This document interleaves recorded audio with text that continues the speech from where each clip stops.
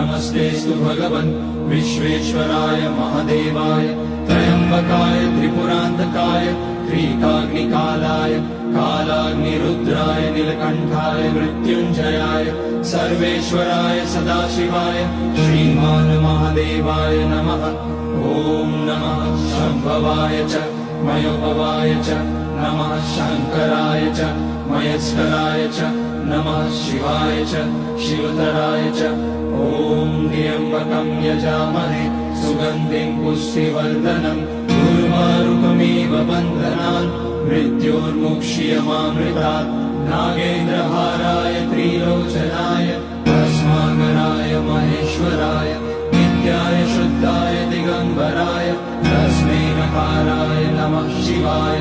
Mandakini सलिलचन्दन चर्चिताय Nandishwar प्रमथनाथ महेश्वराय